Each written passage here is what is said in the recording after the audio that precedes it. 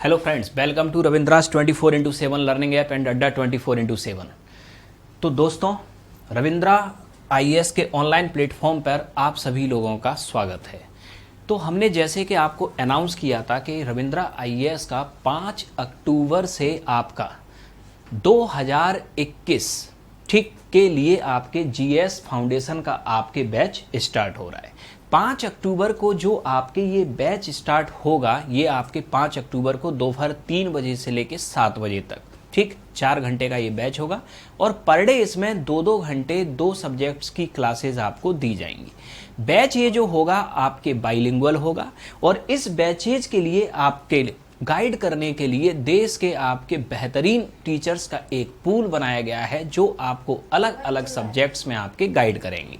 ठीक है, अब यहाँ आपको हमने जैसे कि जब इस बैच को अनाउंस किया था तो कमिट किया था कि बैच के स्टार्ट होने से पहले ये जितने भी टीचर्स हैं इनकी डेमो क्लास पहले हम आपको दिखाएंगे।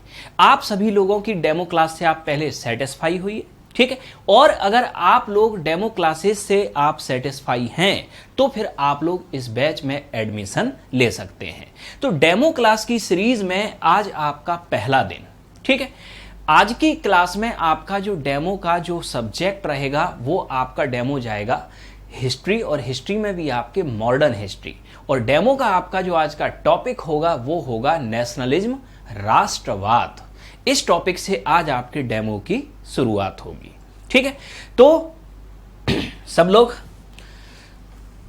स्टार्ट करते हैं डेमो का आज का हमारा पहला टॉपिक, ठीक है। तो सबसे पहला टॉपिक आपके हिस्ट्री का कौन सा? राष्ट्रवाद, यानी कि आपके राष्ट्रवाद या ये जो आपके नेशनलिज्म है, राष्ट्रवाद, राष्ट्रवाद यानी कि आपके नेशनलिज्म,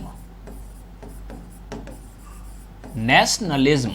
अब ये राष्ट्रवाद वर्ड अगर हम बात करें आपके, ठीक है, तो चर्चा में भी आपके बहुत चल रहा है, तो आज का हमारा टॉपिक यही रहेगा, ठीक। जब हम आपके मॉडर्न हिस्ट्री की शुरुआत करते हैं, मॉडर्न हिस्ट्री की जब हम शुरुआत आपके करते हैं तो आपके मॉडर्न हिस्ट्री आपके जो पहले टॉपिक होता है उस पहले टॉपिक का ही नाम है development of nationalism in India, Bharat में राष्ट्रवाद का विकास। तो अब यहाँ आपके बहुत इंपॉर्टेंट आपके टॉपिक है, ठीक है, ये आपके प्री की दृष्टिकोण से भी और मेंस के दृष्टिकोण से भी। तो इस टॉपिक के पीछे का आपके क्या बेसिक है, क्या कंसेप्ट्स है, इसको समझेंगे हम अपनी आज की क्लास में कि राष्ट्रवाद हम कहते कैसे हैं। अब राष्ट्रवाद को समझने के लिए या नेशनलिज्म को समझने के लिए हम कुछ बेसिक वर्ड्स आपसे डिस्कस करेंगे। पहले ये बेसिक वर्ड्स आपकी समझ में आ गए, ठीक है, तब राष्ट्रवाद बड़े आसानी से आपको समझ में आ जाएगा और आपको यह भी समझ में आ जाएगा कि राष्ट्रवाद किन स्थितियों में कमजोर होता है और किन स्थितियों में मजबूत होता है, यह भी आप लोगों को समझ में आ जाएगा। तो राष्ट्रवाद को समझने से पहले आपके कुछ बेसिक वर्ड्स, जातिवाद, ये सारे वर्ड्स आप आज के समाज में देखते हो, ये सब कुछ आपको समझना बहुत जरूरी है। कास्टिज्म, भाषावाद, क्षेत्रवाद, सांप्रदायिकतावाद,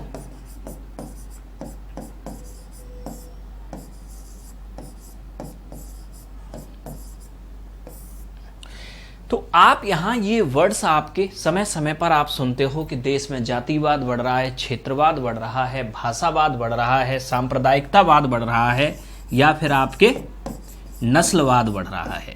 तो सबसे पहले तो हम इन वर्ड्स को समझ लें कि ये वर्ड्स आपके होते क्या हैं। ये जो आपके सारे वर्ड हैं इनको बड़े साधारण तरीके से आप समझना। सबसे पहला वर्ड जातिवाद, ये 2 शब्दों से मिलकर बना है, एक जाति और दूसरा वाद। दूसरा वर्ड भाषावाद, भाषा और वाद। तीसरा वर्ड क्षेत्रवाद, क्षेत्र और वाद। नेक्स्ट वर्ड सांप्रदायिकतावाद, सांप्रदायिकता और वाद। अगला वर्ड नस्लवाद, नस्ल और वाद। अब समझना इनका सबका आपके अर्थ क्या होता है। किसे कहते हैं हम जातिवाद, किसे कहते हैं भाषावाद, किसे कहते हैं हम क्षेत्रवाद, किसे कहते हैं हम सांप्रदायिकतावाद और किसे कहते हैं हम नस्लवाद। तो आप बड़े आसानी से समझ जाओगे किसे कहते हैं हम राष्ट्रवाद, ठीक है। तो सबसे पहले आपके जातिवाद यानी कि कास्टिज्म, जब कोई व्यक्ति अपनी पहचान अपनी जाति के संदर्भ में देखे, whenever a person seeking his identity with respect to his caste, ठीक, जब कोई व्यक्ति अपनी पहचान अपनी जाति के संदर्भ में देखे और अपनी जाति के उद्देश्यों को पूरा करना व्यक्ति अपना स्वयं का उद्देश्य बना ले, इस घटना को हम कहते हैं जातिवाद। ठीक, तो whenever a person seeking his identity with respect to caste, ठीक, and fulfill the objective of his caste is become the main objective of that person, then this phenomena is called casteism। ठीक, यानी कि यह घटना आपके क्या कहलाती है? जातिवाद कहलाती है। अब यहां कास्टिज्म या जातिवाद कोई नकारात्मक संकल्पना नहीं है। जातिवाद आपकी एक सकारात्मक संकल्पना है कि प्रत्येक व्यक्ति अपनी पहचान अपने जाति के संदर्भ में देख सकता है और अपने जाति के उद्देश्यों को पूरा करना उस व्यक्ति का स्वयं का उद्देश्य हो सकता है। लेकिन जातिवाद नकारात्मक तब हो जाता है जब आप अपनी जाति को श्रेष्ठ और दूसरे की जाति को वर्स्ट ये समझना शुरू कर दो। जहां कहीं भी आपने अपनी जाति को वेस्ट समझा और दूसरे की जाति को वर्स्ट समझा, तो यहां दो जातियों के बीच कन्फ्लिक्शन यानी कि संघर्ष क्रिएट होगा और यही संघर्ष आपके समाज के अंदर डिसइंटीग्रेशन कर देगा। तो इसका मतलब आपके क्या हुआ? इसका मतलब यह हुआ कि जातिवाद आपके है क्या और यह जातिवाद कहां जाके नकारात्मक होता है। क्लियर हुआ? दूसरा समझना, भाषावाद। ठीक, भाषावाद, भाषावाद से आपके तात्पर्य यह है कि जब कोई व्यक्ति अपनी पहचान अपनी भाषा के संदर्भ में सुनिश्चित कर दे और अपने भाषाई लोगों के हितों की रक्षा करना वो व्यक्ति अपने हित बना दे, यही कहलाता है भाषावाद। ठीक, जैसे कि फॉर एग्जाम्पल हिंदी भाषी, तमिल भाषी, तेलुगु भाषी, सभी हिंदी भाषियों ने अपनी पहचान हिंदी के संदर्भ में सुनिश्चित कर दी और हिंदी भाषा के उद्देश्यों को पूरा करना व्यक्ति ने अपना उद्देश्य बना लिया। तो ये हुए आपके हिंदी भाषी लोग। तो भाषावाद में भी कुछ नकारात्मक नहीं है, लेकिन नकारात्मक कहां है? जब हम अपनी भाषा को बेस्ट और दूसरे की भाषा को वर्स्ट समझना शुरू कर दें। और जब ऐसी सिचुएशन आएगी तब आपके दो भाषाओं की कम्युनिटी के बीच में फिर कन्फ्लिक्शन होगा, कन्फ्लिक्शन होगा और यही कन्फ्लिक्शन फिर समाज के अंदर डिसइंटीग्रेशन को क्रिएट करेगा। ठीक, तो यह घटना कहलाती है भाषावाद। ठीक इसी तरीके से क्षेत्रवाद, रीजनलिज्म। तो रीजनलिज्म आपके क्या होता है? जब कोई व्यक्ति अपनी आइडेंटिटी को अपने रीजन के संदर्भ में देखना शुरू कर दे, जब कोई व्यक्ति अपनी पहचान अपने क्षेत्र के संदर्भ में देखे और अपने क्षेत्र के हितों को पूरा करना व्यक्ति अपना हित बना दे, तो यही घटना कहलाती है क्षेत्रवाद। ठीक, जैसे कि north Indian, south Indian, north east Indian. ठीक, तो इसका मतलब क्या हुआ? नॉर्थ इंडियन का मतलब हुआ हम अपनी आइडेंटिटी को इंडिया के नॉर्थ पार्ट से जोड़ते हैं और नॉर्दर्न इंडिया के इंटरेस्ट को पूरा करना हम अपना उद्देश्य मानते हैं। तो यहां भी कोई बुराई नहीं है, लेकिन बुराई कहां है? जब दो क्षेत्र के लोगों में आपकी ये भावना आ जाए कि नॉर्थ इंडियन बेस्ट है और साउथ इंडियन वर्स्ट है, तो यहां दो क्षेत्र की जो कम्युनिटी है उनके अंदर कन्फ्लिक्शन क्रिएट होगा और यही कन्फ्लिक्शन फिर डिसइंटीग्रेशन को क्रिएट करेगा। ठीक, ठीक इसी तरीके से आपके सांप्रदायिकतावाद। सांप्रदायिकतावाद से आपके तात्पर्य क्या है कि जब कोई व्यक्ति अपनी पहचान अपने धर्म के संदर्भ में देखे और अपने धर्म के उद्देश्यों को पूरा करना वो स्वयं का उद्देश्य बना ले, तो ये घटना आपके कहलाएगी सांप्रदायिकतावाद। अब यहां सांप्रदायिकतावाद भी नकारात्मक संकल्पना नहीं है, लेकिन नकारात्मक संकल्पना ये कब बनेगी? जब आप अपने धर्म को बेस्ट और दूसरे धर्म को वर्स्ट समझोगे। तो यहां दो धर्म के लोगों के बीच में फिर संघर्ष होगा और यह संघर्ष फिर आपको आंतरिक रूप से देश को तोड़ेगा। और ठीक इसी तरीके से अगला कंसेप्ट है नस्लवाद, रेशियलिज्म। जब व्यक्ति अपनी पहचान अपनी नस्ल के संदर्भ में देखे और अपनी नस्ल के उद्देश्य को पूरा बनाना या नस्लीय हितों को पूरा करना उस व्यक्ति का स्वयं का उद्देश्य बन जाए, तो यही घटना कहलाएगी आपकी नस्लवाद। ठीक, यह हुआ। अब यहां इनमें से एक भी घटना नकारात्मक नहीं है, ये नकारात्मक तब होता है जब आप अपनी जाति, अपनी भाषा, अपने क्षेत्र, अपने धर्म और अपनी नस्ल को बेस्ट समझते हो और दूसरे की जाति, भाषा, क्षेत्र, धर्म और नस्ल को वर्स्ट समझते हो। वहां से ये सारी संकल्पनाएं आपके नकारात्मक या नेगेटिव होना क्या करती हैं, शुरू करती हैं। तो अब आप बड़े आसानी से डिफाइन कर सकते हो कि व्हाट इज द नेशनलिज्म, किसे कहते हैं हम राष्ट्रवाद। बड़े आसानी से डिफाइन कर सकते हो आप लोग, ठीक। तो अब आप राष्ट्रवाद को अगर आप डिफाइन करोगे तो बहुत ही आसानी से अब आप राष्ट्रवाद को आप क्या कर सकते हो, डिफाइन कर सकते हो, ठीक है।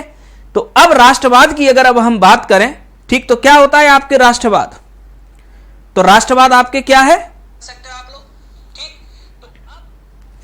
तो राष्ट्रवाद की अब हम बात करें तो क्या है राष्ट्रवाद, जब कोई व्यक्ति अपनी पहचान अपने राष्ट्र के संदर्भ में देखे और अपने राष्ट्र के हितों को पूरा करना व्यक्ति अपना स्वयं का हित बना ले, तो यही घटना कहलाती है आपके राष्ट्रवाद। तो नेशनलिज्म आपके है क्या, when ever a person assured his identity with respect to nation and achieve national interest or national goals is become the main objective या main aim of that person, this phenomena is called nationalism।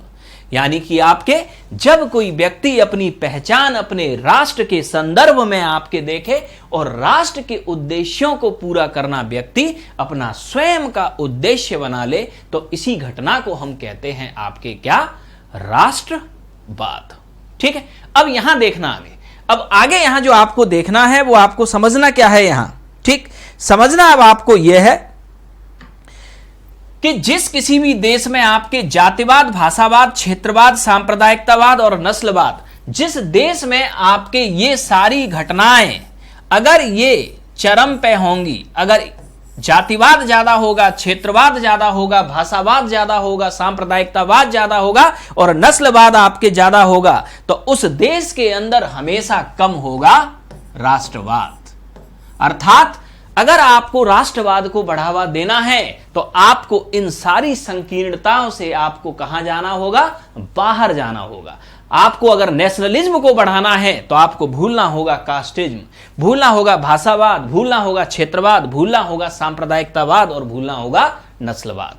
तो हम जो आपको समझाना चाह रहे हैं आप समझ गए होंगे। जिस देश के अंदर हमेशा जातिवाद, भाषावाद, क्षेत्रवाद, सांप्रदायिकतावाद और नस्लवाद ज्यादा होगा, वहां राष्ट्रवाद हमेशा कमजोर होगा, ठीक है। तो अब हम आते हैं अपने टॉपिक राष्ट्रवाद पे। अब आप भारत की सिचुएशन बड़े आसानी से वर्तमान परिस्थितियों में समझ सकते हो कि आप अपने हितों को राष्ट्र के संदर्भ में देखते हैं या अपनी जाति, भाषा, क्षेत्र, धर्म और नस्ल के संदर्भ में देखते हैं। आप खुद बता सकते हो कि वर्तमान में राष्ट्रवाद की स्थिति क्या है। यह है आपके राष्ट्रवाद, ठीक है। अब समझते हैं हम नेशनलिज्म यानी कि आपके राष्ट्रवाद को, तो समझना आगे। अब नेक्स्ट अब हम आगे आते हैं। तो सबसे पहले अब हम आपके जो समझते हैं वो समझते हैं कि नेशनलिज्म आपके हम कहते किसे हैं, ठीक है।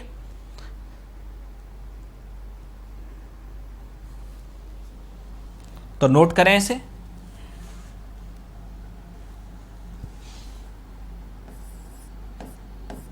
डेफिनेशन से क्लियर तो आपको हो ही गया होगा।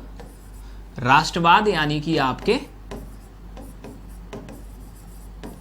नेशनलिज्म।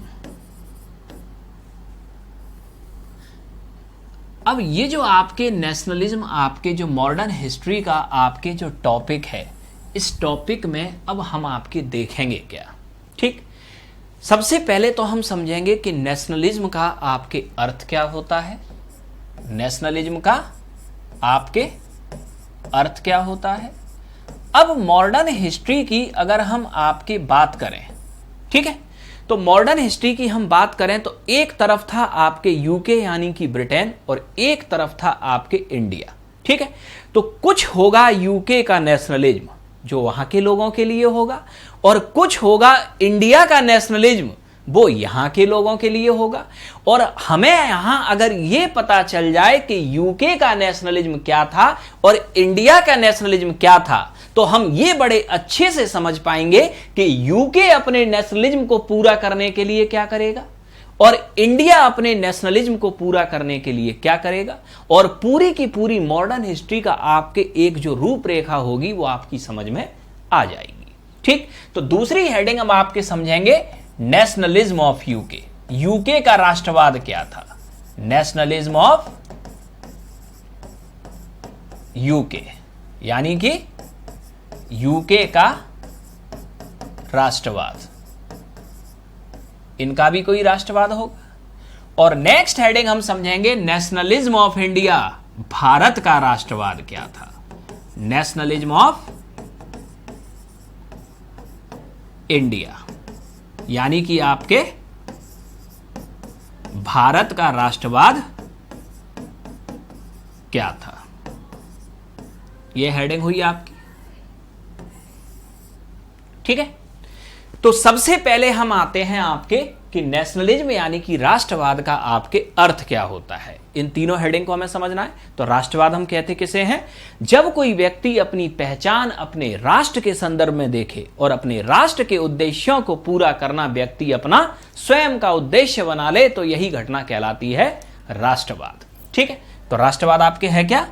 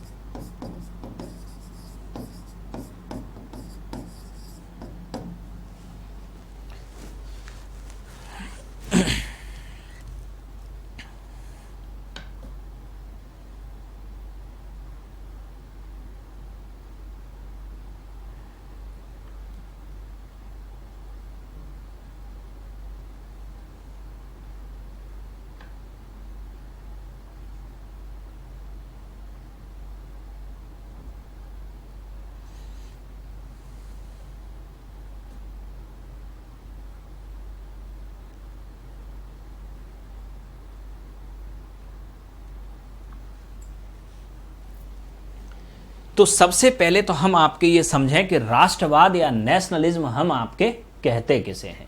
ठीक है, तो नेशनलिज्म यानी कि राष्ट्रवाद की अगर हम आपके बात करें तो आपके राष्ट्रवाद क्या होता है? जब कोई व्यक्ति अपनी पहचान अपने राष्ट्र के संदर्भ में देखे और अपने राष्ट्र के उद्देश्यों को पूरा करना व्यक्ति अपना स्वयं का उद्देश्य बना ले, तो यही घटना आपके कहलाती है राष्ट्रवाद। ठीक है, यानी कि व्यक्ति अपनी पहचान किससे देखे? अपने राष्ट्र से। ठीक, यानी कि यहां व्यक्ति अपनी सारी आइडेंटिटी को भूल जाए। ठीक है, तो यह घटना क्या कहलाएगी?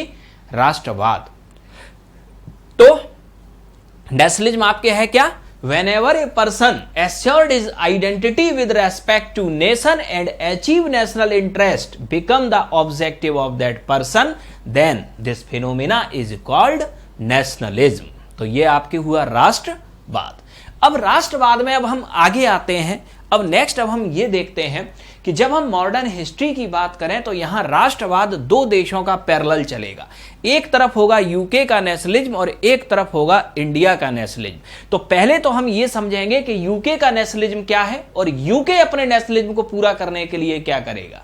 ठीक, फिर हम समझेंगे आपके इंडिया का नेशनलिज्म क्या है और इंडिया अपने नेशनलिज्म को पूरा करने के लिए क्या करेगा।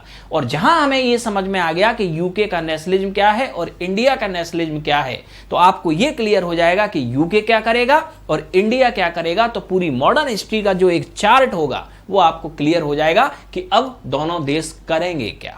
ठीक है, तो सबसे पहले हम समझते हैं नेशनलिज्म ऑफ यूके, यानी यूके का राष्ट्रवाद। ठीक है, तो नेक्स्ट आपके यूके का राष्ट्रवाद।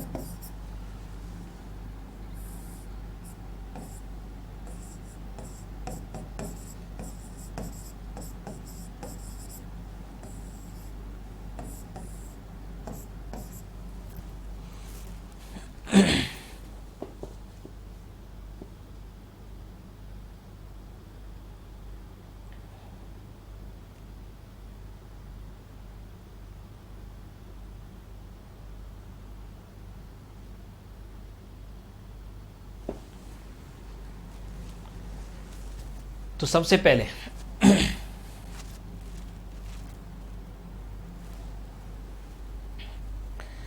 तो अब हम यहां आपके समझते हैं नेशनलिज्म यानी कि आपके राष्ट्रवाद को।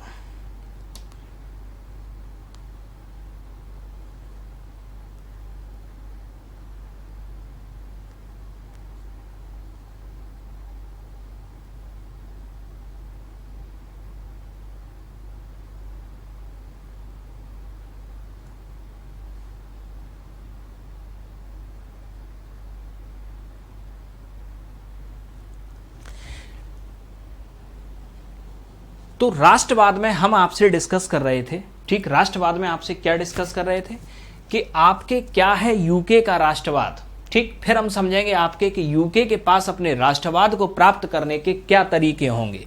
फिर नेक्स्ट हम देखेंगे आपके कि क्या है आपके इंडिया का राष्ट्रवाद और इंडिया के पास अपने राष्ट्रवाद को प्राप्त करने के क्या तरीके होंगे। तो सबसे पहले अगर हम नेशनलिज्म ऑफ यूके की आपकी बात करें तो आपके यूके का नेशनलिज्म यानी कि राष्ट्रवाद उस समय का आपके क्या होगा। तो यूके के राष्ट्रवाद की अगर हम बात करें तो समझना जरा, ठीक। उस समय अगर हम देखें तो विश्व के लगभग 60 देशों में आपके यूके का शासन था, यानी कि ब्रिटेन का शासन था, ठीक है। पूर्व से लेके आपके पश्चिम तक, ईस्टर्न हेमिस्फीयर से लेके वेस्टर्न हेमिस्फीयर तक आपके ब्रिटिश एम्पायर का आपके ध्वज यानी कि फ्लैग फहराता था, ठीक। उस समय के आपके पूरे वर्ल्ड पर्सपेक्टिव में आपके कहा जाता था कि ब्रिटिश एम्पायर एकमात्र ऐसा एम्पायर है जिसके अंदर कभी सनसेट यानी कि सूर्यास्त नहीं होता। इसका मतलब आपके ये था कि ब्रिटेन का इतने देशों में शासन था कि आपके ब्रिटेन के शासन के अंतर्गत कहीं ना कहीं आपके सूर्य चमकता जरूर था, ठीक है।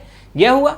तो आपके ब्रिटिश का या ब्रिटेन का पहला नेशनलिज्म यह था कि ब्रिटिश शासन का कभी सूर्यास्त ना हो, यानी कि जो ब्रिटिश शासन बना हुआ है वो ब्रिटिश शासन हमेशा बना रहे, ठीक। यानी कि no sunset in British Empire, पहला पॉइंट, ठीक है। अब दूसरा पॉइंट आपके समझना, सेकेंड पॉइंट आपके समझना, इंडिया में जो आपके ब्रिटिश शासन है, इंडिया के अंदर जो आपके ब्रिटिश शासन है वो आपके क्या हो, वो हमेशा आपके बना रहे।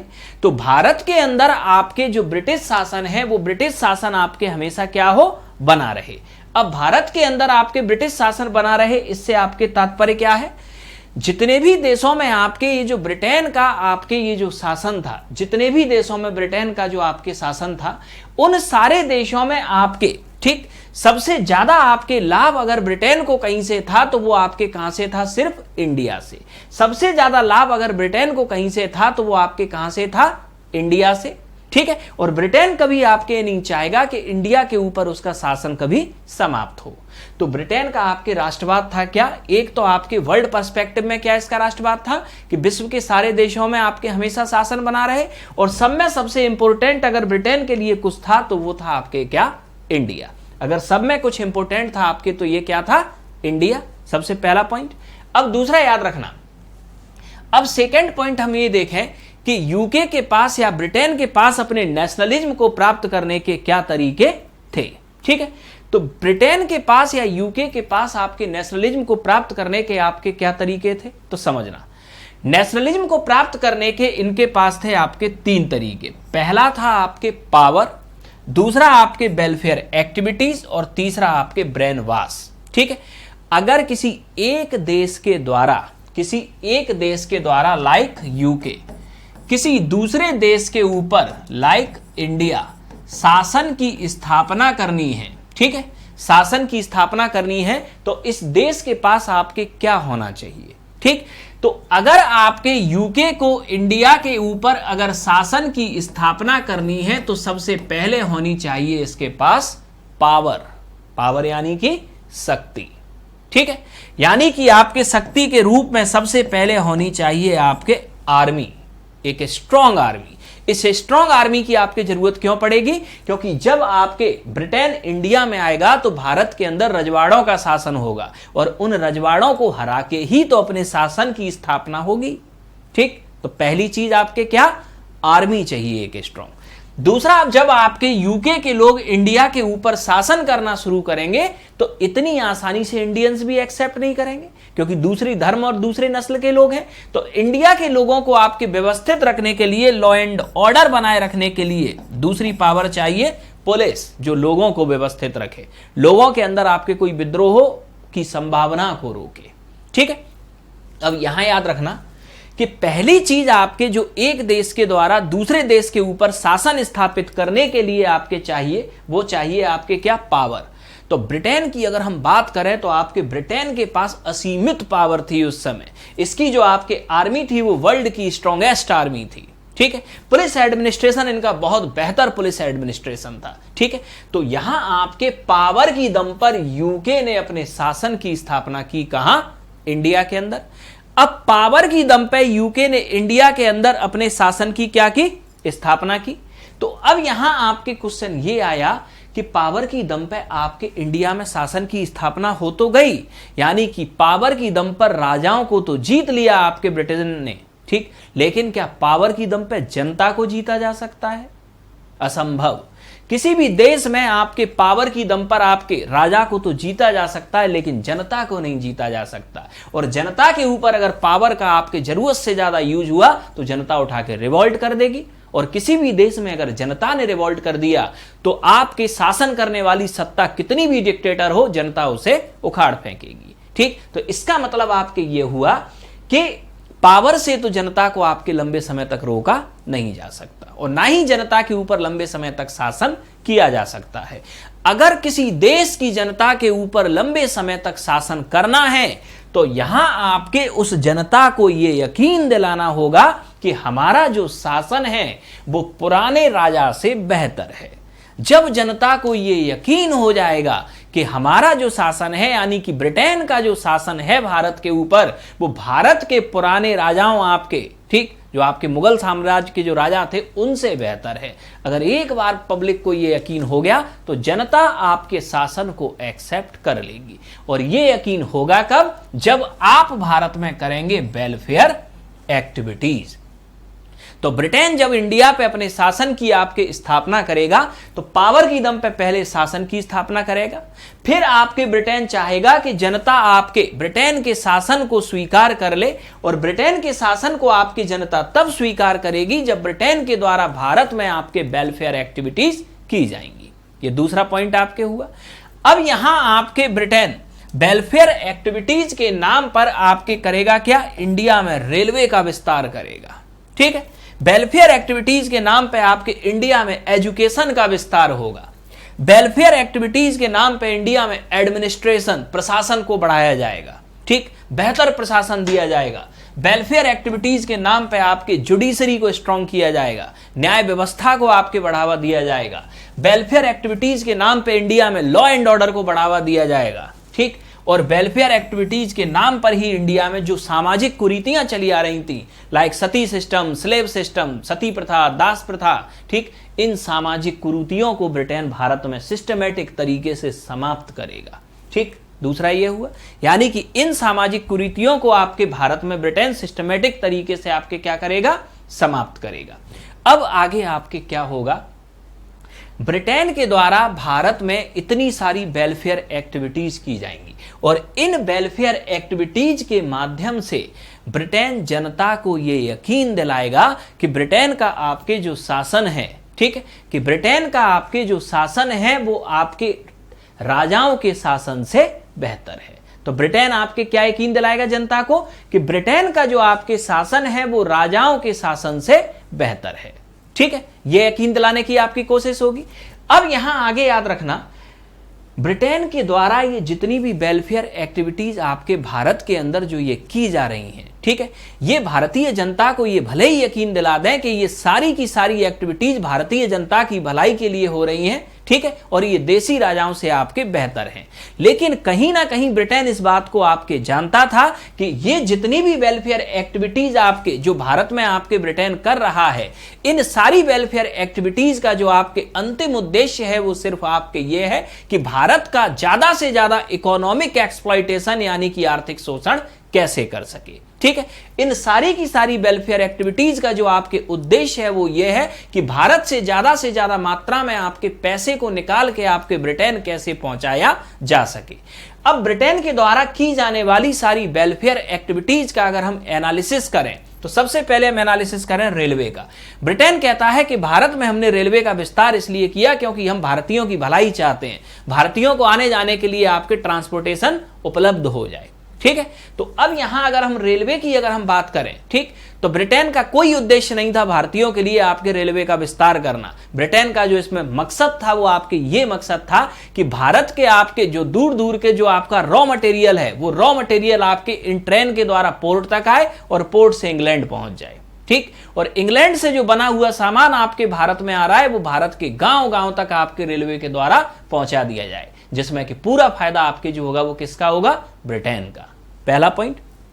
दूसरा पॉइंट समझना, दूसरे पॉइंट की अब अगर हम बात करें रेलवे का विस्तार दूसरा आपके भारत में इसलिए भी आपके ब्रिटेन ने किया था, किस लिए आपके ब्रिटेन ने किया था? जिससे कि आपके जब कभी भी आपके भारत के अंदर कहीं रिवॉल्ट या विद्रोह की संभावना हो, ठीक है, तो वहां आपके उस प्लेस पे इमीडिएट आपके आर्मी को भेज के उस विद्रोह को या रिवॉल्ट को आपके दबाया जा सके। ये दूसरा आपके पॉइंट। इसके बाद में नेक्स्ट आगे याद रखना एजुकेशन। ठीक है, अब एजुकेशन की आपकी अगर हम बात करें तो ब्रिटेन का आपके कहना यह था कि भारत में हमने एजुकेशन का जो विस्तार किया है वो आपके किस लिए किया है? जिससे कि हम भारतीयों को आपके शिक्षित बना सकें। जबकि सच था आपके ये कि ब्रिटेन एजुकेशन को भारत में इसलिए लेके आया जिससे कि आपके ब्रिटेन को आपके सस्ता स्टाफ मिल सके। क्या मिल सके? सस्ता स्टाफ मिल सके। ठीक, ब्रिटेन का यह कभी उद्देश्य नहीं था कि भारतीय शिक्षित बने, उसका उद्देश्य सिर्फ इतना था कि इतने शिक्षित आपके बन जाएं जिससे कि आपके जो ब्रिटेन की कंपनियां हैं उनको एक सस्ता स्टाफ मिल सके।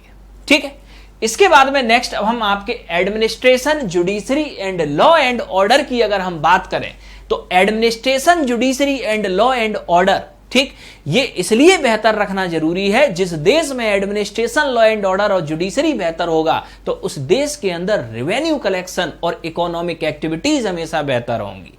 और उस समय भारतीय व्यवस्था में जो रेवेन्यू कलेक्शन का जो राइट था वो ब्रिटिशर्स के पास था, और जितनी भी इकोनॉमिक एक्टिविटीज भारत के अंदर आपके चलती थी उनका जो मैक्सिमम बेनिफिट था वो आपके ब्रिटिशर्स को मिलता था। ठीक, तो आपके ये एडमिनिस्ट्रेशन, जुडिशरी और लॉ एंड ऑर्डर आपके ये बेहतर बनाना क्यों जरूरी था? जिससे कि ब्रिटिशर्स के द्वारा जो इकोनॉमिक एक्टिविटीज इंडिया में हो रही हैं या जो रेवेन्यू कलेक्शन इंडिया में हो रहा है उसको हर स्थिति में आपके बेहतर बनाया जा सके। तो ये आपके उद्देश्य था आपके किसका? ब्रिटेन का। ठीक है, तो यहां आपके ब्रिटेन इस बात को बहुत अच्छे से जानता था।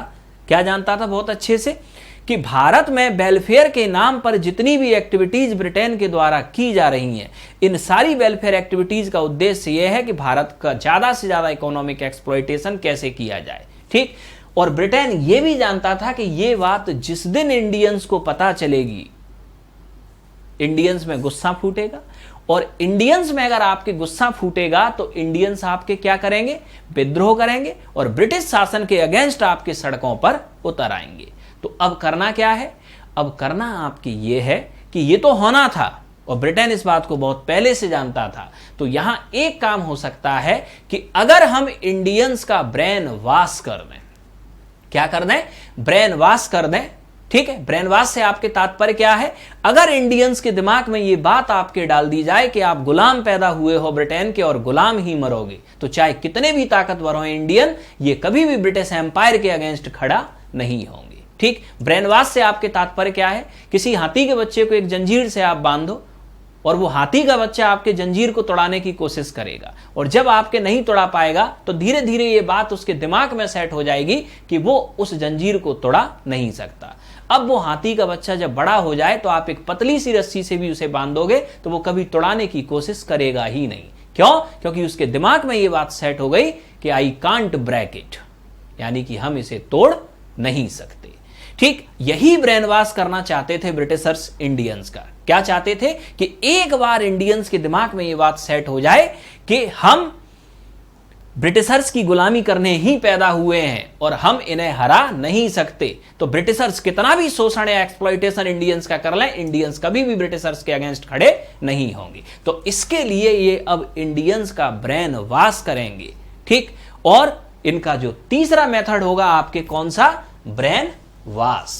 अब ब्रेन वॉश की अब हम बात करें, किसी भी एक देश के द्वारा अगर किसी दूसरे देश पर 300 साल तक शासन को अगर बनाए रखा गया है, कितने साल तक?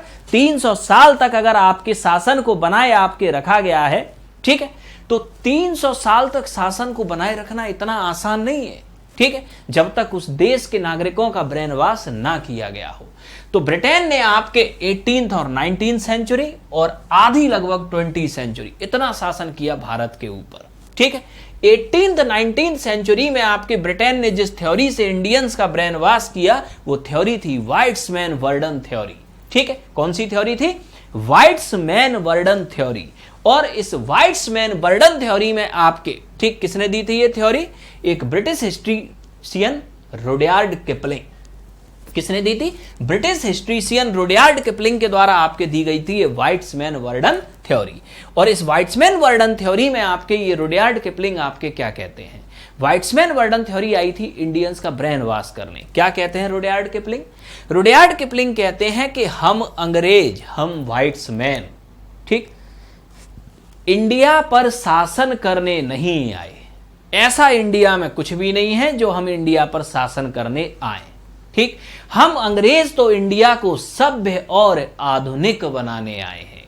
तो रुडयार्ड किपलिंग आपके कहते हैं कि हम अंग्रेज यानी कि हम वाइट्समैन, हम इंडिया पर रूल करने नहीं आए, बल्कि हम तो इंडिया को सभ्य एवं आधुनिक बनाने आए हैं, ठीक। तो रुडयार्ड किपलिंग आपके इस वाइट्समैन वर्डन थ्योरी में आपके कहते हैं कि हम अंग्रेज भारत पर शासन करने नहीं, हम अंग्रेज भारत को सभ्य और आधुनिक बनाने आए हैं। इसका मतलब तो यह हुआ अंग्रेजों के अकॉर्डिंग हम भारतीय असभ्य थे, हम भारतीयों को आधुनिकता का ज्ञान नहीं था, यही हुआ इसका अकॉर्डिंग। तो पहला ब्रेन वॉश तो यह हुआ।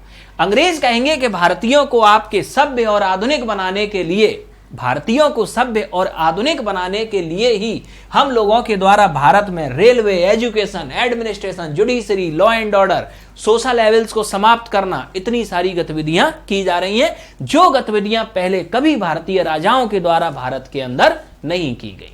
ये दूसरा पॉइंट आपके हुआ, ठीक है। तो अब यहां आपके पहला पॉइंट ये जो वाइट्समैन वर्डन थ्योरी का था।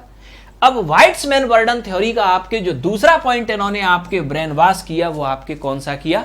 हम अंग्रेजों को हराना असंभव है। दूसरा ब्रेन वॉश आपके कौन सा किया? हम अंग्रेजों को हराना असंभव है। अब इसका मतलब आपके क्या हुआ? इसका मतलब आपके अब ये हुआ, इसे थोड़ा सा डिटेल में समझना, ठीक है। अंग्रेजों ने सबसे पहले ब्रेन वॉश इंडियंस को क्या किया कि हम अंग्रेज भारतीयों को सभ्य और आधुनिक बनाने आए हैं, भारत पर शासन करने नहीं। और इन्होंने भारत के एक बहुत बड़े वर्ग को यह यकीन भी दिला दिया कि सच में अगर अंग्रेज नहीं आते तो भारत में मॉडर्निज्म नहीं आता या मॉडर्निटी नहीं आती, ठीक। तब भी यकीन था, आज भी यकीन है कई लोगों को, तो ठीक। अब यहां देखना, अब ये जो आपके पिलर था ये समय के साथ आपके कैसे टूटा, ये समझना।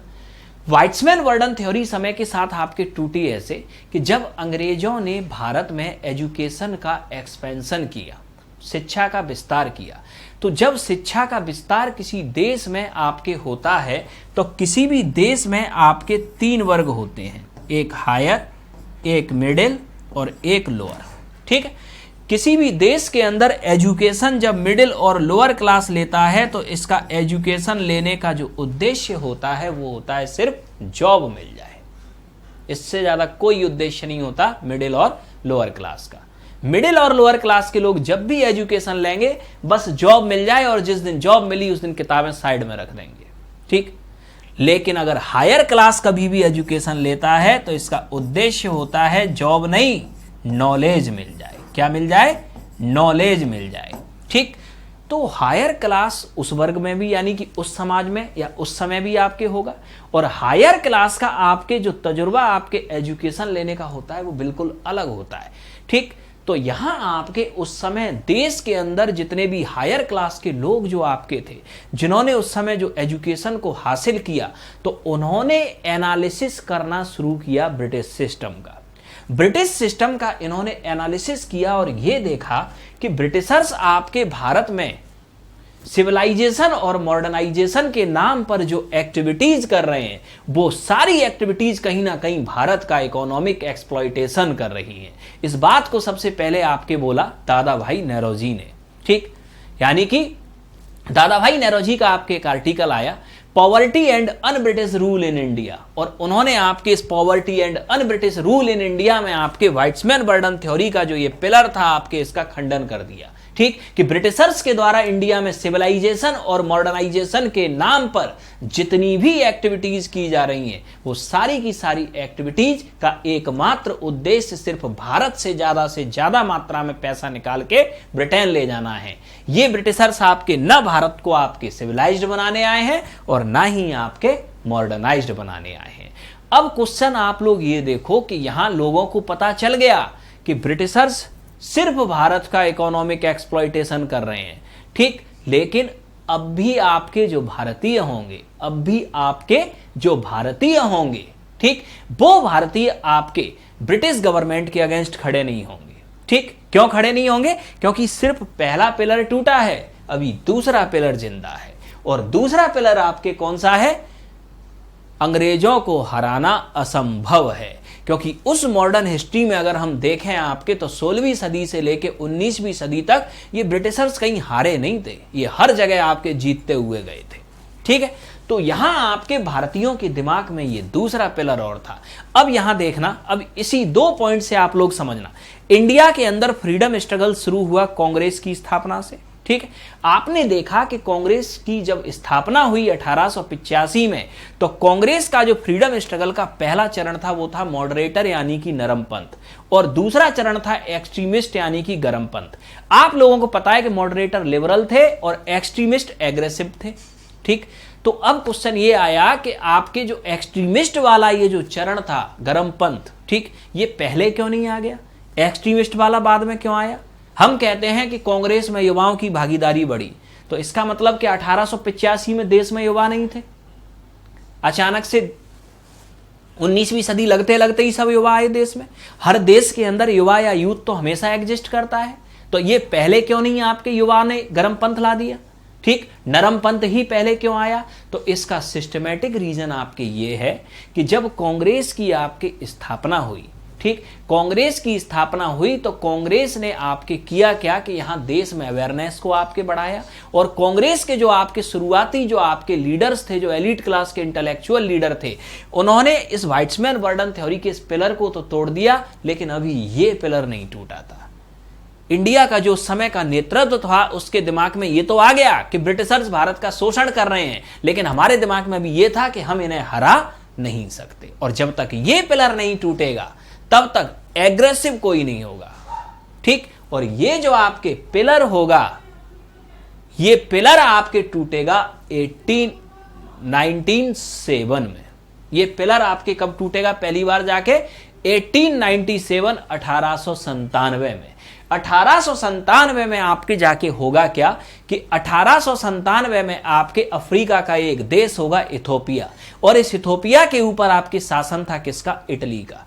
1897 में आपके जो इथोपिया के लोग थे ये इतना परेशान हो गए आपके इटली के लोगों को कि इथोपिया के सारे लोग आपके इकट्ठे हुए और इन्होंने इटली के लोगों को अपने देश से बाहर निकाल दिया, ठीक, यह हुआ।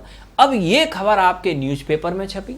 अब न्यूज़पेपर में जब आपके ये खबर छपेगी तो हम भारतीय न्यूज़पेपर को रीड करेंगे, और न्यूज़पेपर को जब हम भारतीय आपके रीड करेंगे तो ये देखेंगे कि इथोपिया आपके छोटा सा देश, भारत से इसका क्षेत्रफल कम, ठीक, जनसंख्या भी कम, ठीक, ये लोग पढ़े लिखे भी कम हैं, इन लोगों के पास हम लोगों के बराबर हथियार भी नहीं है, और अगर ये लोग आपके इटली के लोगों को हरा सकते हैं, इटली के लोग भी तो गोरे ही लोग थे, तो हम भारतीय ब्रिटिशर्स को क्यों नहीं हरा सकते? यानी कि इनको हराना असंभव नहीं है, ठीक। तो 1897 में आपके वाइट्समैन बर्डन थ्योरी का ये दूसरा पिलर आपके टूट जाएगा, और आप देखना 1897 में से ही मॉडरेटर जो आइडियोलॉजी होगी वो धीरे से शिफ्ट हो जाएगी एक्सट्रीमिस्ट में, यानी कि जो नरम पंथ था वो आपके शिफ्ट हो गया गरम पंथ में।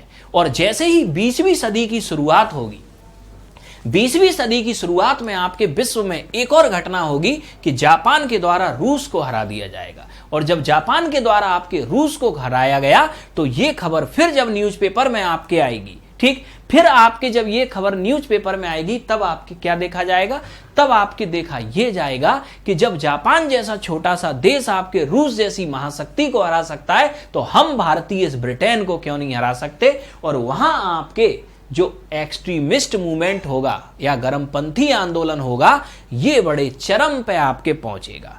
और जब गर्मपंथ आंदोलन आपके चरम पे पहुंचेगा तो देश का जो युवा वर्ग है वो इस आंदोलन से जुड़ेगा और अब आपके जो यूथ होगा वो आपके डिमांड करेगा आपके किसकी, स्वराज, यानी कि भारतीयों का शासन आपके भारतीयों के हाथ में दिया जाए, ये डिमांड किया। अब 20वीं सदी आपके लग चुकी थी, ठीक, 20वीं सदी के लगते लगते वाइट्समैन वर्डन थ्योरी के दोनों पिलर टूट चुके थे। अब 20वीं सदी की शुरुआत में ही भारत में स्वराज की मांग इतनी ज्यादा तेजी से आपके फैली, ठीक, कि तत्कालीन भारत के आपके गवर्नर जनरल ऑफ इंडिया थे आपके लॉर्ड कर्जन, ठीक है। लॉर्ड कर्जन को आपके लगा, ठीक, क्या लगा आपके, कि भारत के अंदर जितनी तेजी से ये स्वराज की आपके मांग फैल रही है, ठीक है, और भारतीय अगर इसी तरीके से स्वराज की आपकी मांग करते रहे तो एक दिन भारत को स्वतंत्र करना होगा। तो अब कर्जन यहां 20वीं सदी में अपना दिमाग लगाएंगे, हम भारतीयों को ही आपस में लड़ा देंगे। और यहां आपके कर्जन एक और ब्रेन वॉश की आपके थ्योरी लेके आएंगे 20वीं सदी में, डिवाइड एंड रूल।